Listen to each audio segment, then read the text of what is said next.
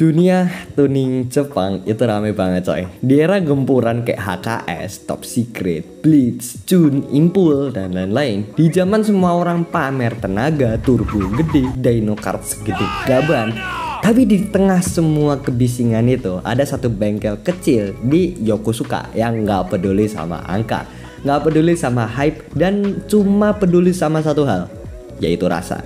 Ya namanya Minus, tempatnya dimana tenaga nggak pernah jadi tujuan utama, yang penting kesempurnaan.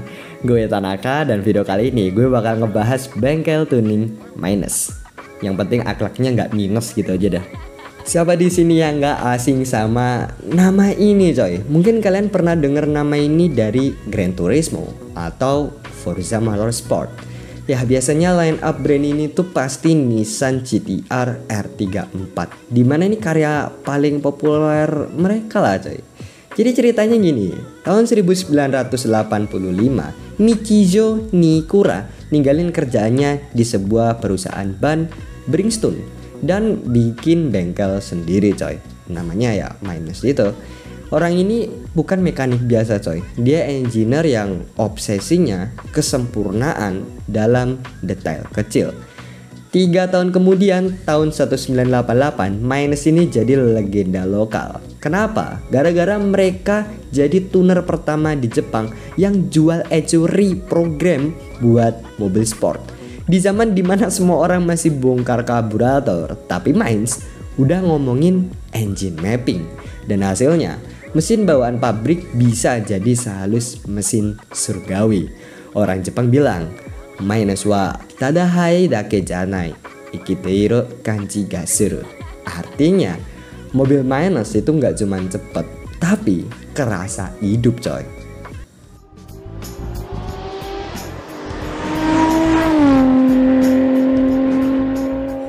Nii Kurai ini punya moto yang bikin semua tuner garuk kepala.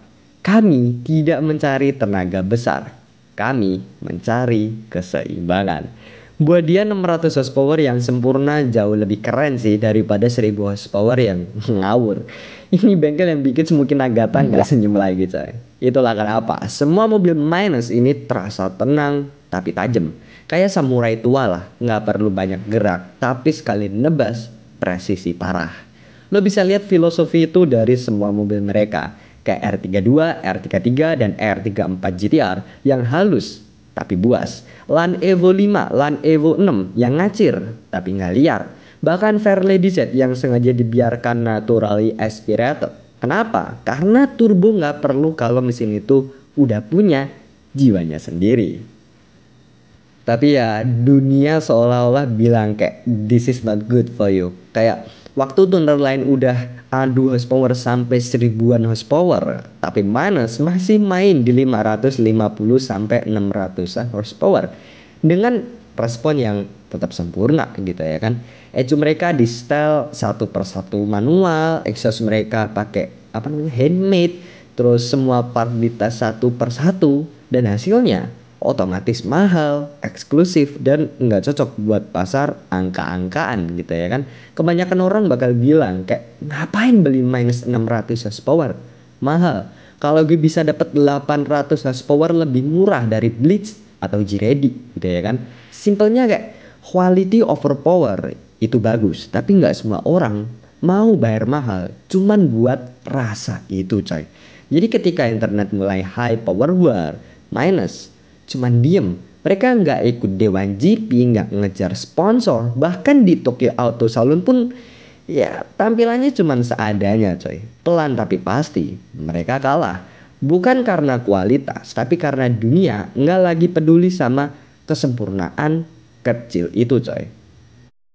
Tuner lain hormat, walaupun fans awam pun nggak sadar sama sekali. Sampai akhirnya tahun 2010-an dunia barat nyadar ada tuner aneh ini coy. Ya almarhum Paul Walker atau si Brian O'Connor dari Fast and Furious datang langsung ke bengkel kecil Minus ini di Yokosuka.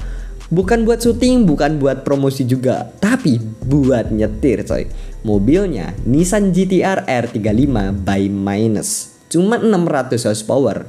Ya horsepower kecil sih untuk seukuran tuner besar di Jepang gitu ya kan.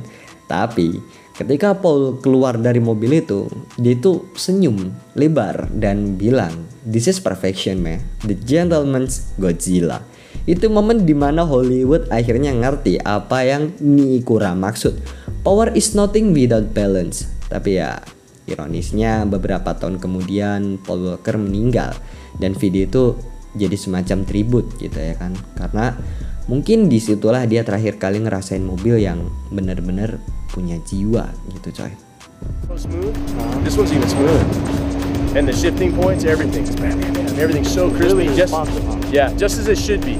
It does everything the way that you want. Yeah. And not that I've driven this car a whole lot, you know, and I'm even getting used to the paddle shifting. I'm not accustomed to it, but it wouldn't take but a half a day. You know, it feels really good. Sekarang Minus masih hidup tapi low profile banget. Mereka udah ngejar volume, cuman ngerjain proyek buat klien yang cuma paham filosofi mereka. Bahkan mereka sempat kolaborasi sama Build by Legend atau BBL buat ngebangun ulang GTR R32 dan R33 versi Reborn Perfection. Dan lihat bro, di bengkel dia ada beberapa jumlah RB26, ada berapa jumlah katup. Tapi ya karena ini Jepang ya jadinya walaupun banyak masih tetap rapi lah. Gue yang lihat kayak wah jadi tempat rapi apa ini. Dan baru-baru ini ya tepatnya 2012an lah sekitar tahun itu mereka bikin Destrier Ultra GT100. Ya proyek edan 1000 horsepower tapi tetap refined, bukan brutal. Tapi tetap esensinya gak berubah. Mobil Minus itu